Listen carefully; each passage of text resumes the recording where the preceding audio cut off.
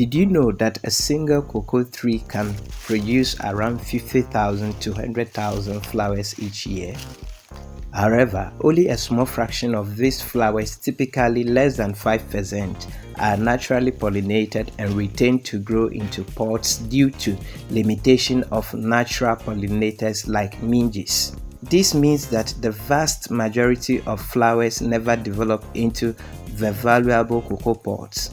In Ghana, one of the world's largest cocoa producers, this challenge has a significant impact on farmers' livelihood. However, hand pollination addresses this issue by significantly increasing the rate of successful pollination. By meticulously transferring pollen from flower to flower, hand pollination can increase the fruit set rate to over 20%. In fact, studies have shown that implementing hand pollination techniques in Ghana has resulted in an impressive 30% increase in cocoa yield. Join us as we delve into the process of hand pollination.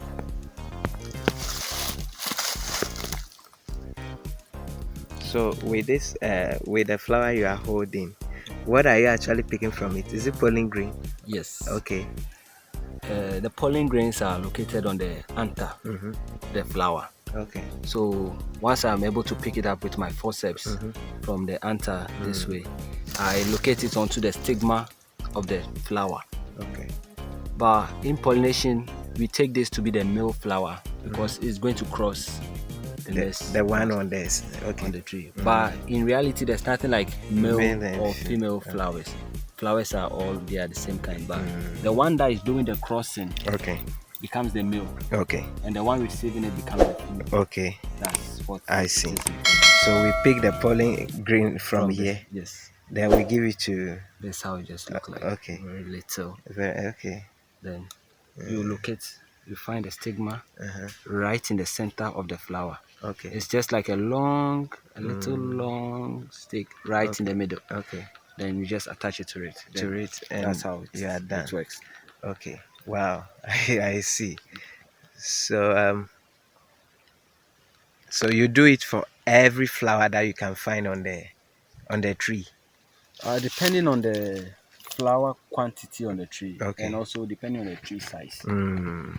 For instance, this tree doesn't have much flower, Okay. so it wouldn't be bad if I can do almost everything on it. Okay. But whereby the tree has a lot of flower on it, I don't have to load it too much because the tree has its own capabilities, the quantity or amount it has to take, Okay. depending on the size. Okay. For instance, when the tree is very big in size, it's able to carry a lot.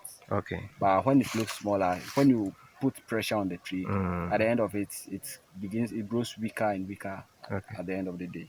Okay. So you have to look at the tree. So so you have to look at the tree. Okay. In condition, the tree you are working on, you have to study the tree very well. Okay. And you have to check it out there. So is there maybe a particular load, the maximum load you can give to a tree? No. It has to be on 3 by 3 basis. Yes. Okay. Depending on the size, actually. Okay. So when is the right time to do this, to do the pollination? Pollination begins especially in May. May, Okay. because that's when the rains begin to set in little by little, and that's when the flower also begins to shoot up. But before you can do pollination, you have to work on your farm first. Okay. To ensure the farm is cleared, whereby also the tree can be able to produce the flower which you can work on. Okay. So if you don't look at the flower, you don't do the pruning, you don't do the cropping, you don't do the stripping, you wouldn't be able to get a flower you work on. So you have to get the trees prepared before you can start. So by May, you can start your pollination. Okay. Okay. I see. So for an acre farm, how long will it take you to finish pollinating it? For an acre farm, depending on the number of trees you have on the farm. Okay. So let's take it for instance, an acre farm, maybe it might take about, let's say, 400 trees or 500 trees Okay. maximum. So with the 400 trees, in less than, maybe you can take about 3-4 months to work on it, Okay. depending on your speed and your strength. Okay. That's how it works. So you have been doing this for a very long time. What is the most difficult part of this pollination thing? Actually, you locating the from the start is you locating the stigma, Okay. because it's very smallish looking Mm-hmm. at it inside here. Okay. So you have to get good eyesight to be Mm-hmm. able to locate it right in Okay. the middle.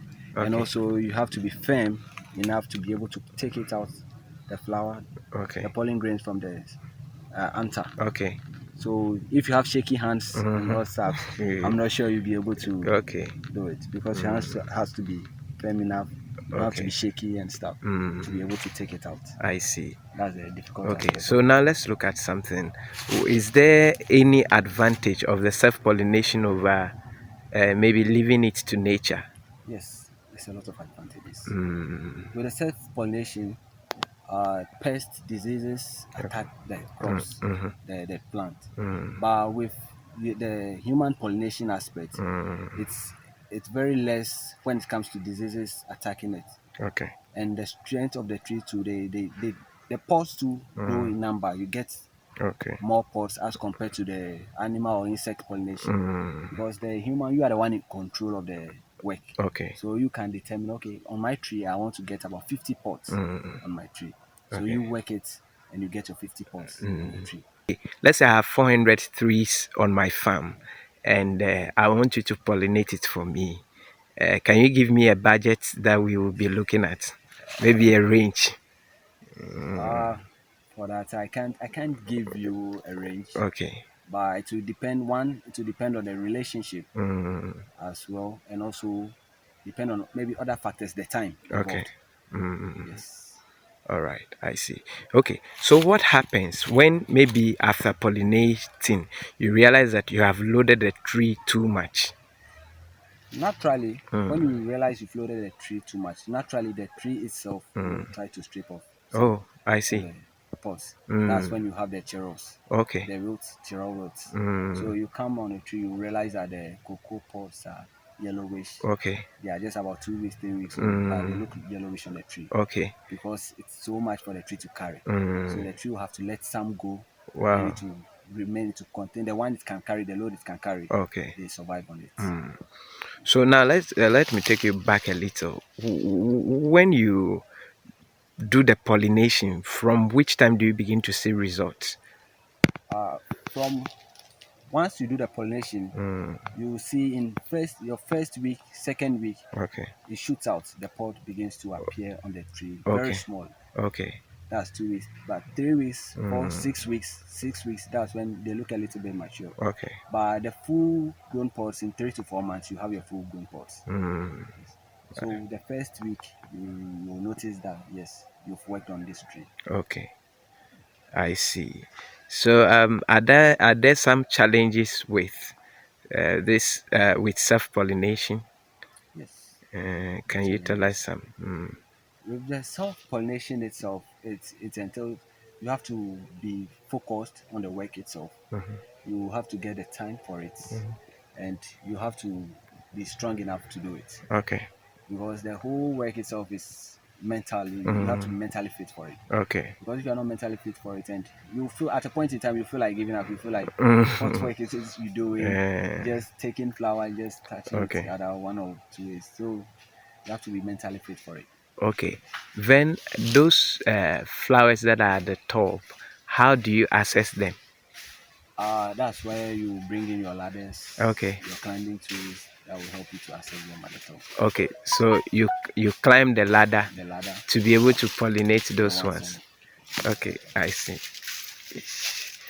All right. So I think we have learnt a lot, and so those are your tools, Yes. forceps, and then So okay. first and foremost, before you can start any pollination, you Mm, should have these tools in hand. You should okay. have your forceps. Okay. There's a forceps Okay. for Okay. picking out the Polling. pollen Mm-hmm. from the anther, Mm-hmm. and you should have your pollen caps Mm, where you can collect in your male flowers, okay. because your male flowers are, you should keep them very well. Mm, You shouldn't you shouldn't try to harass them or make them okay. move, shake anyhow. You should keep S- them intact, because once it begins to shake in your mm, cap, the pollens fall off. okay. You lose your pollens. Okay. So you So should keep a them quick intact. one. You see, let's say I have my farm. So I have my cocoa farm. Where do I get the pollen grain, the flower from? Can I pluck from one of the trees and then use? On that on a commercial farm itself, Okay. you can, let's say you can divide your farm. Mm-hmm. For instance, on an acre farm, you can divide it into 4 sections. Okay. So you can pick from A plot A Mm-hmm. to cross maybe plot C. Okay. You can pick from plot D Mm-hmm. to cross plot B. Okay. So it shouldn't be something you can cross it. Okay. After clone 75 Okay. farm I'm working on right Mm-hmm. now. And here lies the case, I have a tree in my farm which is 42. Mm-hmm.